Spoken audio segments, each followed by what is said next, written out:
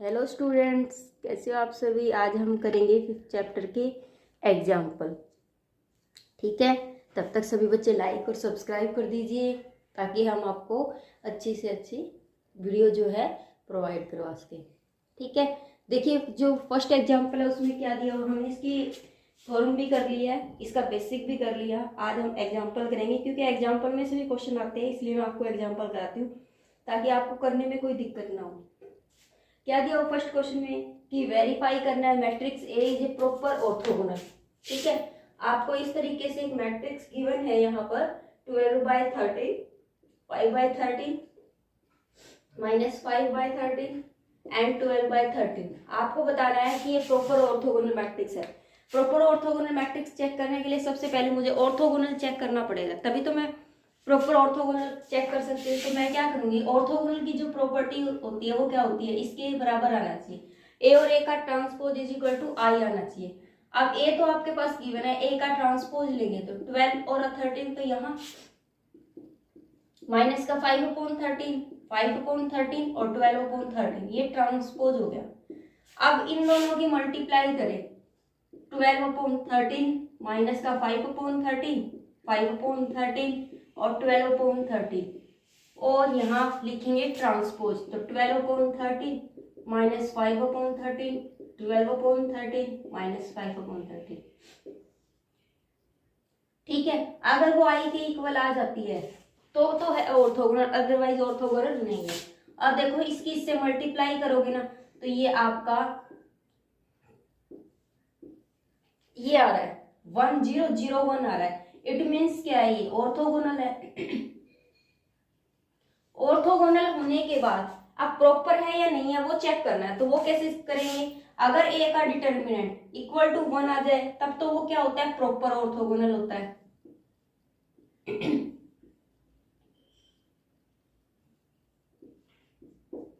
अगर -1 आ जाए तो इम्प्रॉपर। ठीक है, तो ए का डिटर्मिनेंट निकालो, ए का डिटर्मिनेंट निकालेंगे तो इससे इसकी मल्टीप्लाई, तो 12 को 12 से मल्टीप्लाई 144, 169 माइनस इसकी मल्टीप्लाई करोगे तो ये 25 अपॉन 169, ये कितना हो गया 169 अपॉन 169, ये कैंसिल हो गया तो 1 आ गया। अगर 1 के इक्वल आता है तो ये क्या है आपका प्रॉपर ऑर्थोगोनल है, अदरवाइज इम्प्रॉपर ऑर्थोगोनल है। क्लियर है। देखो नेक्स्ट, देखो क्या दिया हुआ है, if A is real skew symmetric matrix such that A का square plus I is equal to 0, show that A is orthogonal and even order. आपको सबसे पहले तो ये बताना है कि ए जो है ना वो ऑर्थोगोनल है, वो क्या है, ऑर्थोगोनल है। सबसे पहले तो हम ये बताएंगे, उसके बाद बताएंगे कि इसका जो ऑर्डर है वो इवन है। ठीक है, तो हम क्या करेंगे, एक बात और बता दूं कि 5th के बाद हम 6.1 जो है वो जरूर स्टार्ट करेंगे।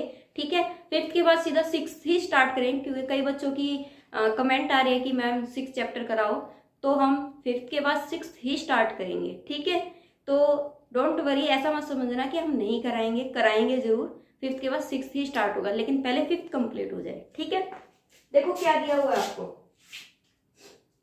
आपको क्या दिया हुआ है कि इसमें बताना है A is a real skew symmetric matrix. अगर ए स्क्यू सिमेट्रिक मैट्रिक्स है तो ए का transpose is equal to minus A हो गया। ए का ट्रांसपोज किसके इक्वल आ रहा है, माइनस ए के। तो देखो अगर मैं दोनों तरफ ए की मल्टीप्लाई कर दूं तो कोई इफेक्ट पड़ेगा, नहीं पड़ेगा। अगर यहां लू ए का ट्रांसपोज ए, ठीक है, ये माइनस ए, तो ए का स्क्वायर हो गया, और ये किसके इक्वल होता है, आई के इक्वल होता है। तो मैं क्या कह दूंगी, ये माइनस ए का स्क्वायर इज इक्वल टू आई को उधर लेके, ए को उधर लेके जाऊंगी तो 0 हो जाएगा, ए का स्क्वायर प्लस आई। एक तो ये प्रॉपर्टी तो मेरी आ चुकी है। ठीक है, यही तो मुझे लेके आना था, सच दैट हो गया। अब देखो ये तो हो गया, अब मुझे बताना है कि ये ऑर्थोगोनल होगा। ऑर्थोगोनल कब होगा, जब ए और ए का ट्रांसपोज आई के इक्वल आ जाए। ये फर्स्ट इक्वेशन मान लो और ये सेकंड इक्वेशन मान लो। फ्रॉम फर्स्ट और सेकंड से अगर मैं इसको सोल्व करूं, ठीक है, फ्रॉम फर्स्ट और सेकंड से अगर मैं इसको सोल्व करूं तो देखो क्या आएगा, ए का स्क्वायर जो है वो किसके इक्वल है, ए के ट्रांसपोज के। अब देखो यहाँ ए का स्क्वायर कर दो, ए का स्क्वायर प्लस आई यहाँ गिवन है, ये इज इक्वल टू 0 है। अगर मैं ए का स्क्वायर की जगह पर ये वाली चीज रख सकती हूँ, ठीक है, तो मैंने रख दिया ए का स्क्वायर की जगह पर माइनस ए का ट्रांसपोज ए लिख सकती हूँ, plus I is equal to में 0 है तो मैं आई को तो यही रहने देती हूँ और ये वहां चला जाता है, ए का ट्रांसपोज ए। तो इट मीन्स ये तो मेरी किसकी प्रॉपर्टी को होल्ड कर रहा है, ऑर्थोगोनल की। तो हम क्या कह सकते हैं कि ए इज ऑर्थोगोनल। अब मुझे ये बताना है कि ए इवन नंबर क्या है, इवन नंबर है। इवन नंबर के लिए मुझे क्या करना पड़ेगा, सबसे पहले तो मुझे ये वाली चीज तो लेनी ही पड़ेगी क्योंकि मुझे गिवन ही ये चीज है। उसके बाद मुझे क्या करना है कि डिटर्मिनेंट लगाकर, मेरा तभी आता था ना, जैसे कि मान लीजिए ए का ट्रांसपोज है इज इक्वल टू माइनस ए है, तो मैं क्या करती थी यहाँ पर टेक डिटर्मिनेंट लेती थी, टेक डिटर्मिनेंट बोथ साइड लेते थे, टेक डिटर्मिनेंट बोथ साइड। जब डिटर्मिनेंट लेते हैं तो क्या हो जाएगा, माइनस ए का डिटर्मिनेंट, इसको मैं क्या लिख सकती हूँ, -1 की पावर n -1 लिख सकते हैं ना। ये वाली चीज जो है वो मैंने बहुत बार कराई है कि a की पावर -1 की पावर जो है n -1 सॉरी इवन ऑर्डर के लिए n ले सकते हैं हम, क्या ले सकते हैं हम, n ले सकते हैं। इज इक्वल टू में यहाँ पर क्या है, a का ट्रांसपोज और a का डिटर्मिनेंट है, ठीक है। डिटर्मिनेंट ट्रांसपोज का भी वही आना है और a का भी डिटर्मिनेंट वही आना है। ये वाली चीज हमने अभी की थी पीछे थ्योरम में। तो क्या लिख सकती हूँ मैं, आप यहाँ लिख सकते हो a का ट्रांसपोज का डिटर्मिनेंट इज इक्वल टू में a का डिटर्मिनेंट, तो मैं यहाँ a का डिटर्मिनेंट इज इक्वल टू -1 की पावर n और a कर सकती हूँ, ठीक है कोई डाउट इसके अंदर। हमने क्या किया, a का डिटर्मिनेंट इज इक्वल टू में -1 की पावर ऐसे कर दिया, ठीक है। अब देखो मैं अगर इसको एक तरफ लेके आती हूँ, अगर मैं इसको एक तरफ ले आती हूँ तो ये मेरा किसके इक्वल हो जाएगा,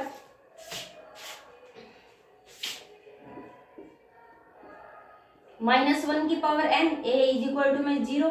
a का डिटर्मिनेंट हम क्या ले लेते हैं कॉमन, तो क्या रहेगा 1 माइनस में 1, -1 की power n is equal to 0, ठीक है।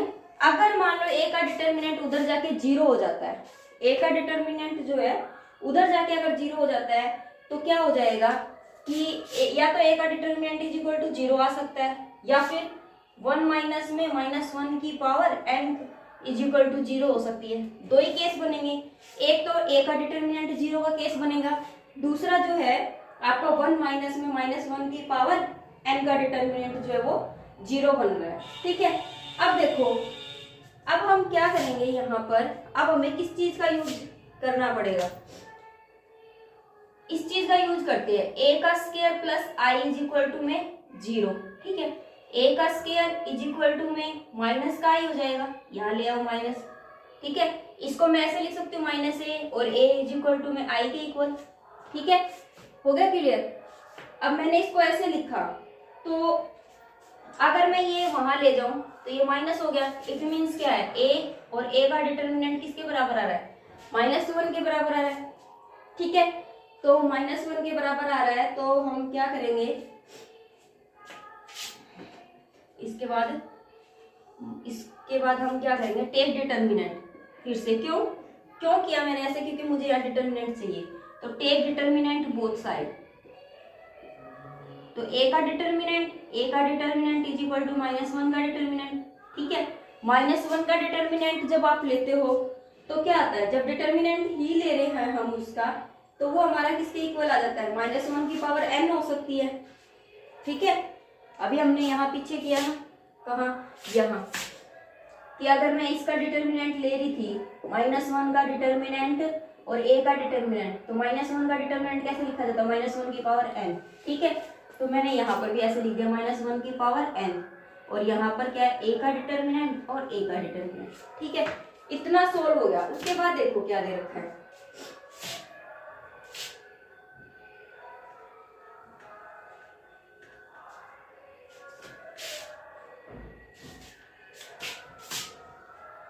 अब देखो a का डिटर्मिनेंट का स्क्वायर इज इक्वल टू -1 की पावर n हो गया।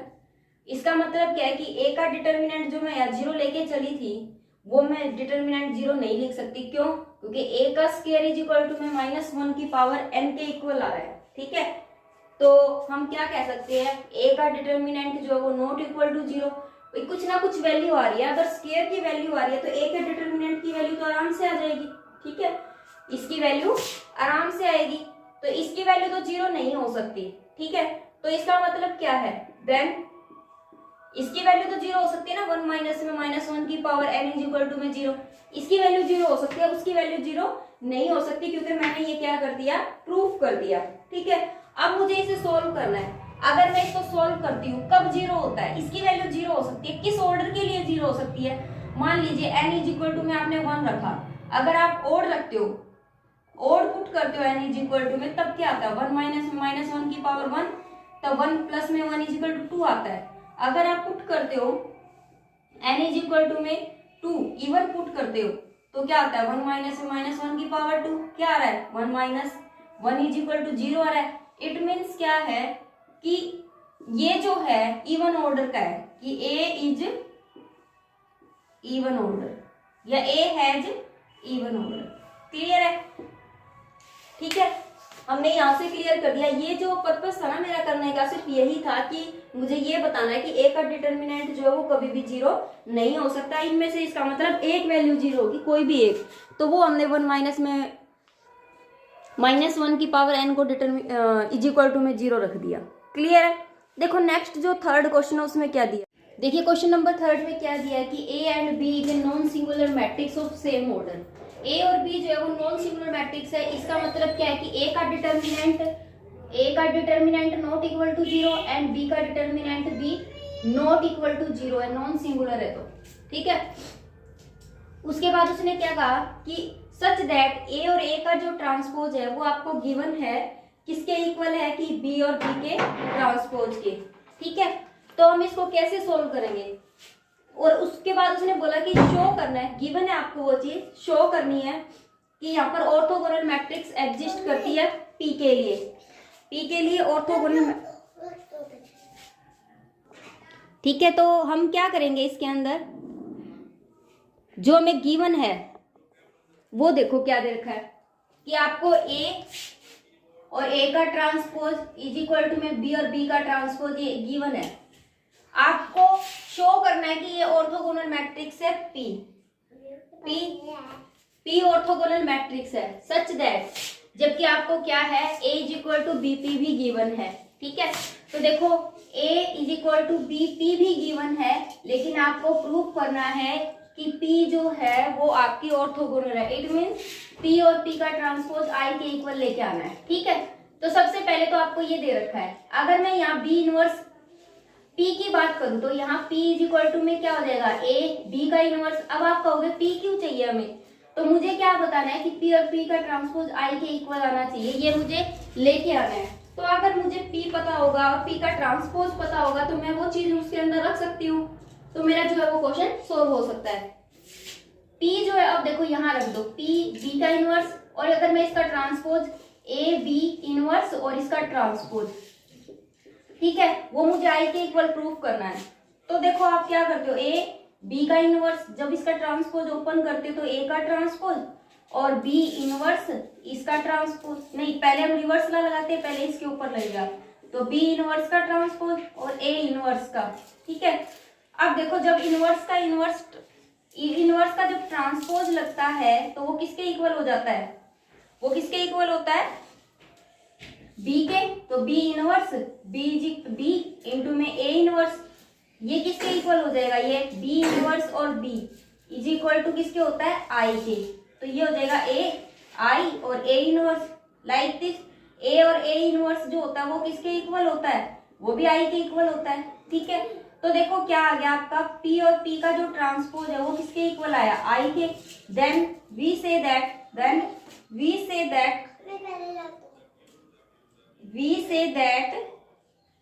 p इज ऑर्थोगोनल मैट्रिक्स की प्रॉपर्टी को शो करती है, तो इसे हम क्या कहेंगे, ऑर्थोगोनल मैट्रिक्स कहेंगे। फोर्थ क्वेश्चन है, उसमें क्या दिया हुआ कि if a is orthogonal matrix, अगर a जो है वो आपको ऑर्थोगोनल मैट्रिक्स गिवन है, तो where is a p is a non singular matrix. p अगर नॉन सिंगुलर मैट्रिक्स है, ठीक है, इसने बोला कि ये आपको गिवन है कि b इज इक्वल टू में b इज इक्वल टू में a, p गिवन है, where p is a non singular matrix. It means क्या है कि a का determinant not equal to zero, p का डिटर्मिनेंट जो वो नॉट इक्वल टू जीरो, क्योंकि नॉन सिंगुलर है। अगर नॉन सिंगुलर होता है तो आप क्या कह सकते हो कि P इनवर्स एग्जिस्ट करेगा, P इनवर्स एग्जिस्ट करेगा, क्योंकि अगर नॉन सिंगुलर प्रॉपर्टी होती है तभी आपका P इनवर्स एग्जिस्ट करता है, अदरवाइज नहीं करता। तो मैं क्या करती हूँ, अब यहाँ पर हम क्या करेंगे, इनवर्स लगा सकते हैं। क्यों? क्योंकि हमें अभी पता चला कि इसने क्या बोला है कि P इनवर्स एग्जिस्ट करता है। तो मैं क्या करती हूँ, टेक इनवर्स बोथ साइड कर सकती हूँ, टेक इनवर्स बोथ साइड। ठीक है, अगर मैं इनवर्स लेती हूँ बोथ साइड तो B का इनवर्स इज इक्वल टू में A P का इनवर्स। अगर मैं इसको ओपन करूं तो ये क्या हो जाएगा, P इनवर्स और A इनवर्स के इक्वल हो गया। ठीक है, अब आप कहोगे कि ये चीज मैंने क्यों निकाली है। ठीक है, वो इसलिए निकाली है कि मुझे ये बताना है कि A इज ऑर्थोगोनल मैट्रिक्स। ये तो मेरा क्लियर हो गया, A इज ऑर्थोगोनल मैट्रिक्स। उसके बाद देखो क्या दे रखा है कि proof that PB inverse is orthogonal. मुझे ये बताना है कि प्रूफ करो कि PB इनवर्स जो है वो भी ऑर्थोगोनल होगा। PB इनवर्स इज ऑर्थोगोनल होगा, ये मुझे प्रूफ करना है। PB इनवर्स इज ऑर्थोगोनल, ये मुझे क्या करना है, ऑर्थोगोनल मुझे प्रूफ करना है, टू प्रूफ। तो मैं क्या करूंगी, अब यहाँ A का काम कौन कर रहा है, PB इनवर्स। तो PB इनवर्स का ट्रांसपोज और PB इनवर्स ऐसे लेंगे हम टर्म। ठीक है, PB इनवर्स का ट्रांसपोज और PB inverse is equal to I के इक्वल आना चाहिए। ठीक है, तो अगर मैं इसको ओपन करूंगी, पहले B इनवर्स इसका ट्रांसपोज, फिर P का ट्रांसपोज और यहाँ पर है PB इनवर्स। ठीक है, अब देखो आपको पता है कि B इनवर्स किसके इक्वल हो सकता है, इसके इक्वल हो सकता है।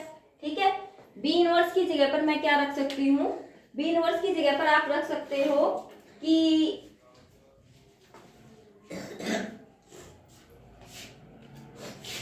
B इनवर्स की जगह पर, एक मिनट देखो, B इनवर्स की जगह पर अगर मैं P इनवर्स A इनवर्स रखती हूँ तो मैं रखती हूँ यहाँ पर B इनवर्स की जगह पर P इनवर्स और A इनवर्स।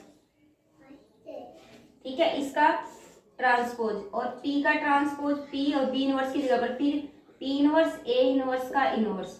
ठीक है, अब देखो अब यहाँ पर क्या है, इसको अगर लगाएंगे तो A इनवर्स का ट्रांसपोज और P इनवर्स का ट्रांसपोज और P का ट्रांसपोज P और P A इनवर्स का ट्रांसपोज और P इनवर्स का इनवर्स।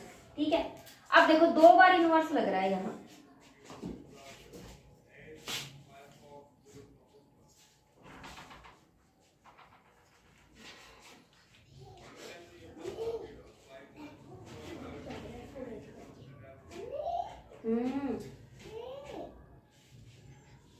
ठीक है, अब जब इनवर्स दो बार होता है तो A एक इनवर्स बन जाता है। इसको मैं ऐसे लिख सकती हूँ, A ट्रांसपोज फिर इनवर्स कर सकती हूँ। ठीक है, यहाँ पर ये क्या है, P इनवर्स का ट्रांसपोज है, लेकिन इनवर्स तो दो बार आना चाहिए, मेरा आ रहा है एक बार।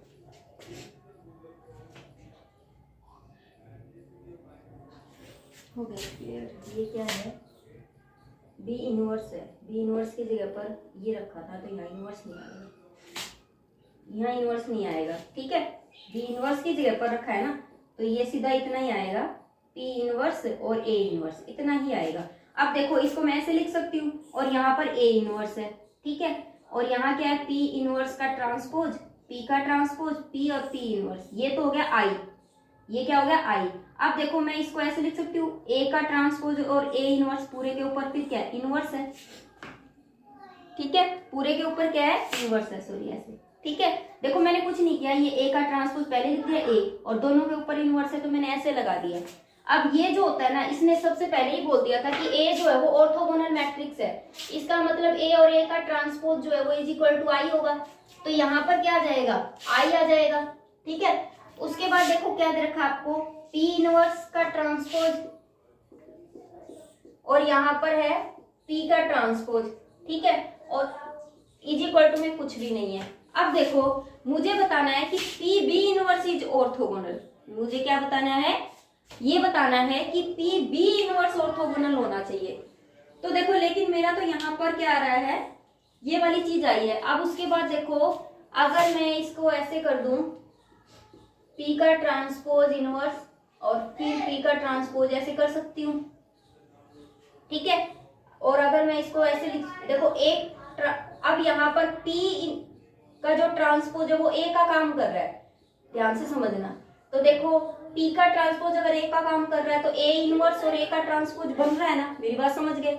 यहाँ पर P इनवर्स किसका काम कर रहा है, A का काम कर रहा है। P का ट्रांसपोज किसका काम कर रहा है, A का काम कर रहा है। तो मैं उसे A का इनवर्स और A का इनवर्स करूंगी, A का इनवर्स और A करूंगी तो वो किसके इक्वल होता है, A के इक्वल होता है। सेम इसी तरीके से तो ये किसके इक्वल हो जाएगा, I के इक्वल हो जाएगा। किसके इक्वल हो जाएगा, I के इक्वल। किसके इक्वल हो जाएगा, I के। अगर किसी चीज का इनवर्स और साथ में A हो तो वो किसके इक्वल होता है, I के। तो ये P का ट्रांसपोज का इनवर्स है और ये P का ट्रांसपोज है, तो किसके इक्वल आ गया, I के। तो देखो लेफ्ट हैंड साइड में क्या लेके चली थी, राइट हैंड साइड में इक्वल आ गई। तो PB इनवर्स का ट्रांसपोज और PB इनवर्स ये किसके इक्वल आ गया, I के। अगर ये I के आ गया तो PB इनवर्स क्या है, एक ऑर्थोगोनल मैट्रिक्स है। थोड़ा सा ना लंबा था लेकिन मुश्किल कुछ भी नहीं था। जब आप इसका सॉल्यूशन करोगे तो you can easily solve it, ठीक है। देखिए नेक्स्ट, देखो फिफ्थ क्वेश्चन में क्या दिया है कि show that matrix A is equal to ABCD is orthogonal.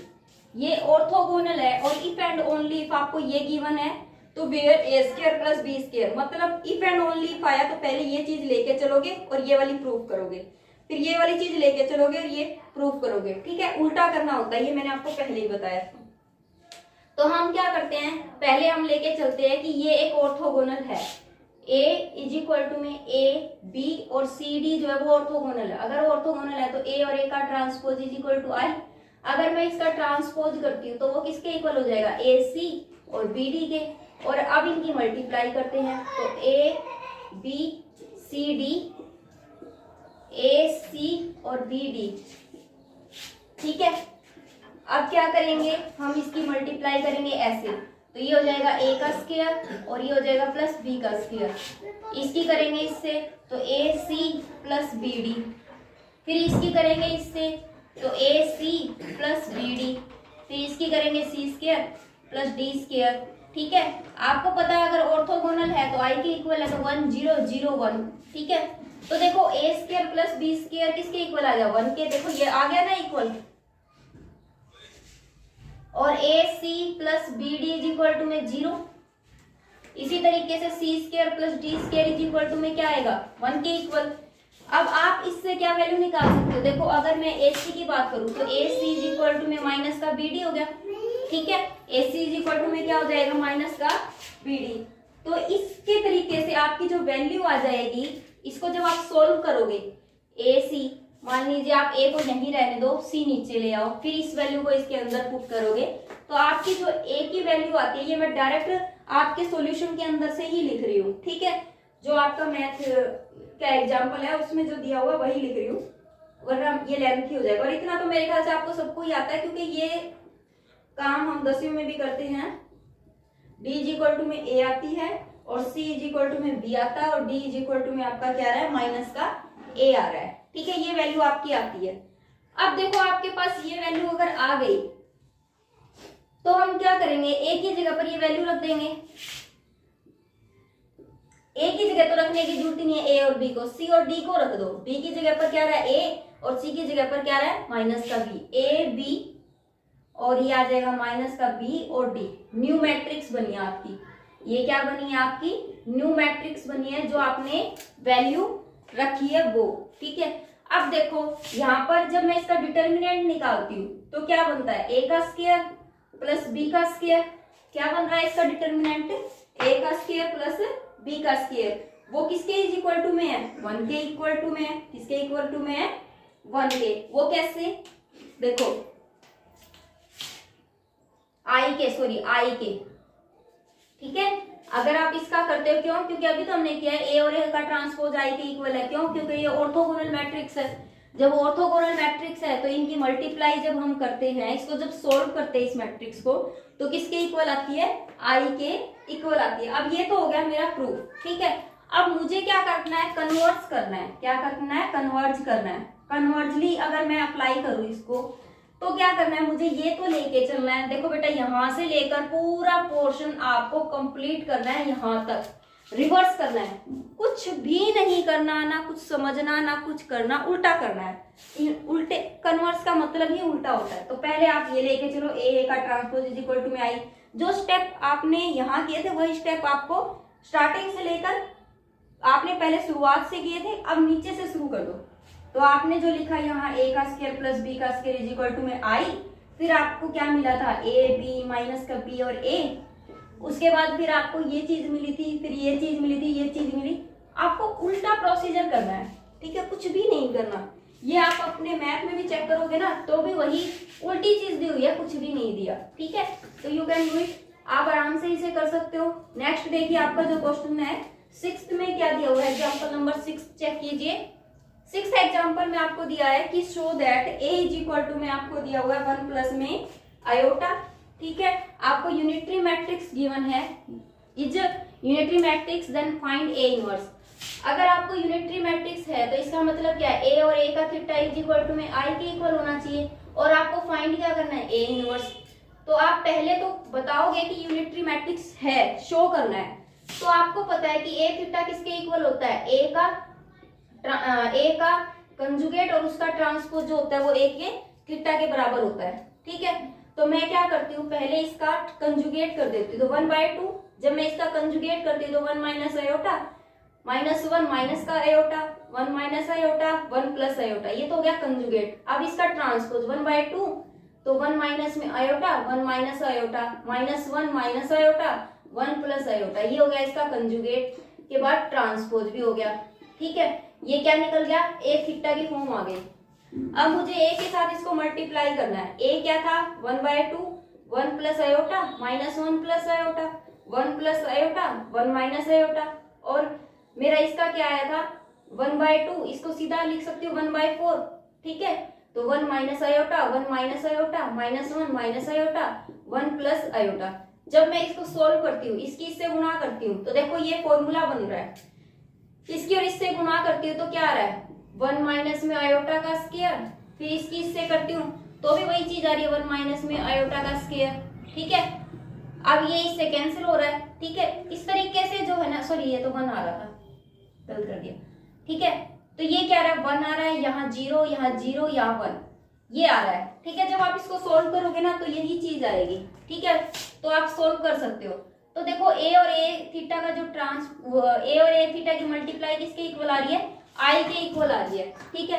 अगर ये आई के इक्वल आ रही है तो अब आपको क्या बताना है कि ए इनवर्स बताओ कि इसका क्या आएगा। मैंने आपको पहले ही बताया था कि ए इनवर्स किसके इक्वल आएगा, ए के थीटा के इक्वल आएगा। ए थीटा मेरा क्या निकला था, ये, तो ए थीटा इज इक्वल टू में ए इनवर्स निकाल दो, ठीक है, 1/2 और 1 माइनस में आयोटा, 1 माइनस आयोटा, -1 माइनस का आयोटा, 1 प्लस आयोटा। इतना क्लियर है, ठीक है, हैव डन।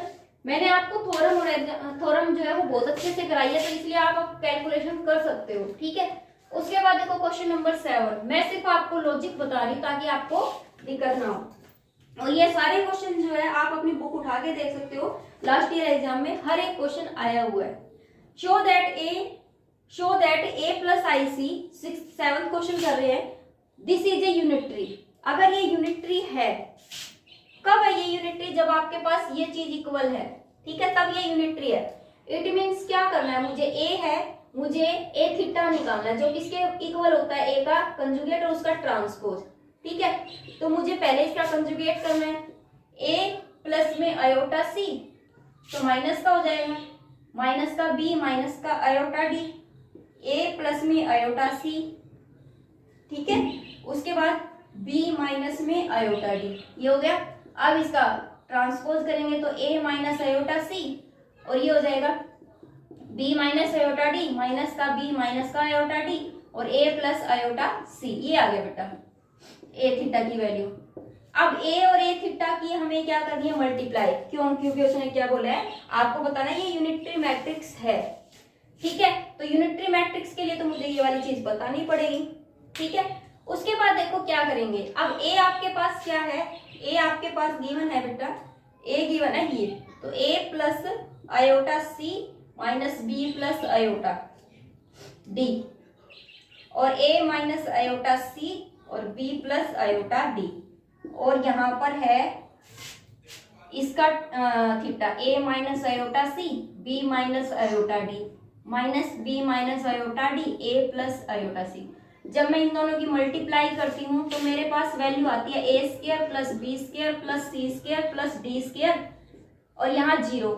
इसी तरीके से यहाँ 0, यहाँ आ रहा है a square plus b square plus c square plus d square. इसको जब मैं सोल्व करती हूँ, जब आप इसको सोल्व करते हो तो आपके पास ये इक्वेशन आ गई। ये तो हमारा यूनिटरी नहीं है, उसने पहले ही बोल दिया यूनिटरी कब होगा, जब ये 1 के इक्वल आ जाए।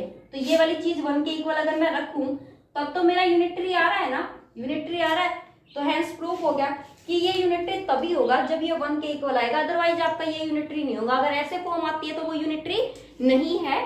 जब आपका ये a square plus b square plus c square plus d square is equal to अगर 1 बोलेगा तभी आपका ये यूनिटरी मैट्रिक्स होगा, अदरवाइज आपका यूनिटरी मैट्रिक्स नहीं होगा। इसका एग्जांपल जो 8 है वो देखिए, उसमें क्या दिया हुआ है, शो दैट कि a इज ए हर्मिटियन। आपको बताना है कि a जो है वो आपको हर्मिटियन बोला हुआ है।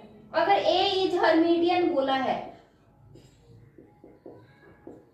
तो क्या होगा कि a का जो थीटा है वो किसके इक्वल होगा, a के इक्वल होगा।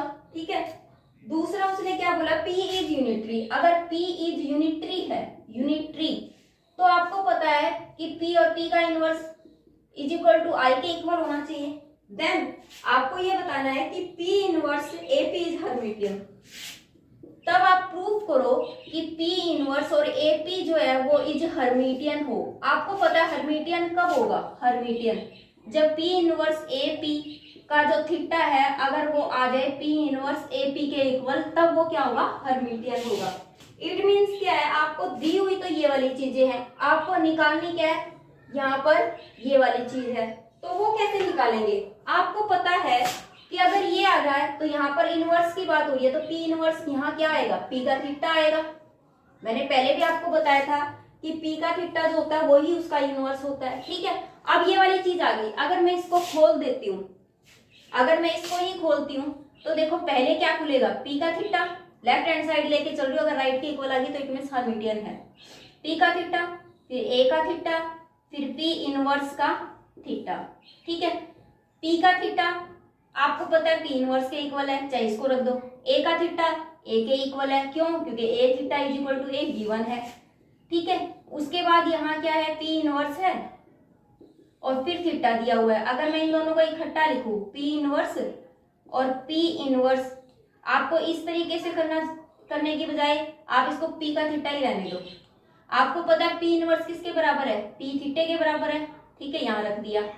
ठीक है, आप देखो p का थीटा a, जब इसको 2 बार अप्लाई होता है तो ये सेम सिंपल वैल्यू आ जाती है। ठीक है, अब इसको और इसको अगर मैं इकट्ठा करके लिखूं, ठीक है, लेकिन मेरी यहाँ बात तो नहीं बनी, क्यों, क्योंकि मुझे तो एक इनवर्स चाहिए ही चाहिए, तो मुझे तो फिर एक इनवर्स लेना ही पड़ेगा।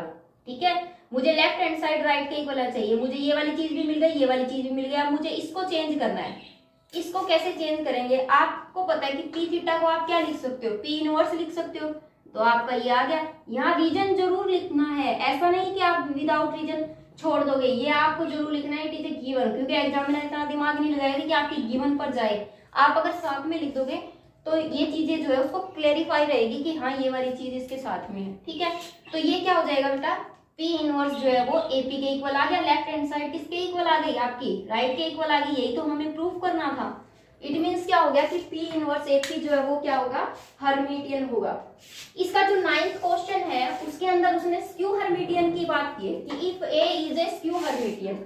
अगर a स्क्यू हर्मिटियन है, अगर a स्क्यू हर्मिटियन है तो इट मींस क्या है कि a का थीटा जो है वो -a के इक्वल है, क्यों, क्योंकि यहाँ स्क्यू हर्मिटियन की बात हो रही है। ठीक है, स्क्यू हर्मिटियन की बात हो रही है। उसके बाद उसने बोला कि एंड a माइनस में i is a non singular. अगर ये नॉन सिंगुलर है, नॉन सिंगुलर है, इसका मतलब क्या है, a माइनस आई का जो डिटर्मिनेंट है वो नॉट इक्वल टू 0 है।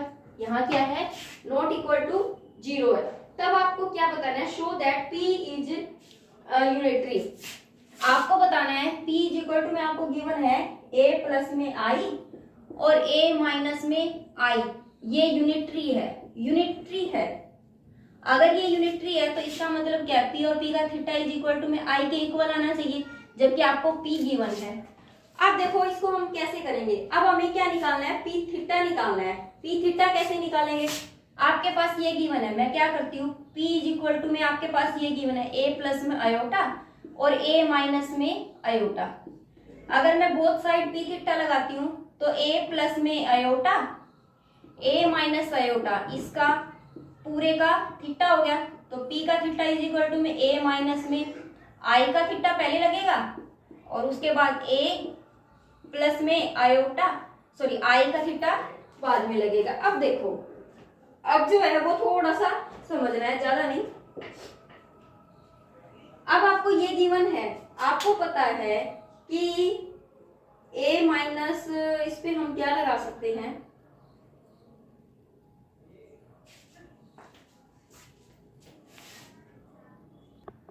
यहां पर ये इनवर्स में है, ठीक है, तो ये भी इनवर्स हो जाएगा, एक इनवर्स में है बेटा माइनस वाला, ठीक है।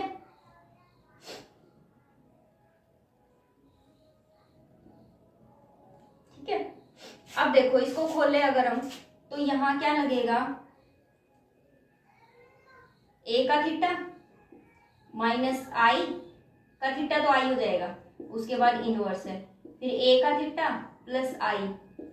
अब A का थीटा किसके इक्वल है, माइनस A के, तो माइनस A माइनस I का इनवर्स, और ये क्या हो जाएगा माइनस I प्लस में I का इनवर्स, ठीक है, ये हो गया। अब उसके बाद क्या करना है, इसको इतना हो गया।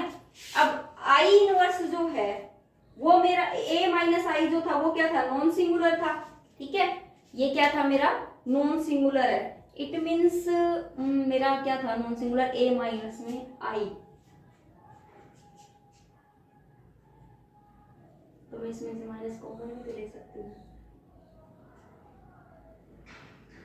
अगर मैं इसमें से माइनस कॉमन भी लेती हूँ तो ये मान लीजिए ये हो गया A प्लस में I का इनवर्स हो गया, माइनस हटा दिया मैंने माइनस, क्योंकि दोनों के साथ आ रहा था, तो मैंने ऐसे करके इसमें से भी फिर कॉमन ले सकती हूँ I माइनस में, मैंने एक माइनस इसमें से कॉमन ले लिया, एक माइनस इसमें से कॉमन ले लिया, ठीक है, तो दोनों प्लस हो जाएंगे ना, यहाँ I आ जाएगा, माइनस का हो जाएगा, ठीक है। उसके बाद देखो क्या करता है, अब मेरा क्या निकल गया, P थीटा तो ये निकल गया। अब मुझे इसके अंदर पुट करना है, P की जगह पर रख दो A प्लस I और A माइनस I का इनवर्स, ठीक है, और थीटा की जगह पर ये पुट कर दो A प्लस I का इनवर्स और A माइनस I का, ठीक है, I। अब देखो यहाँ पर ये और ये इकट्ठा लिख सकते हैं, A प्लस I और A प्लस I का इनवर्स। देखो यहाँ A ये पूरा है और यहाँ A ये पूरा है, तो ये I के इक्वल हो जाएगा I, और ये वाली चीज ये भी I के इक्वल हो जाएगी। जब I और I की गुणा करोगे तो I, इट मीन्स क्या लेके चले थे, P theta is equal to में I आ गया, तो ये भी क्या हमारी यूनिटरी मैट्रिक्स की प्रॉपर्टी को होल्ड कर गया, ठीक है। आज हमारी जो ये फिफ्थ है एग्जाम्पल के साथ पूरी कंप्लीट हो चुकी है। नेक्स्ट वीडियो में हम 6th चैप्टर स्टार्ट करेंगे, तब तक के लिए bye bye, take care, have a nice day.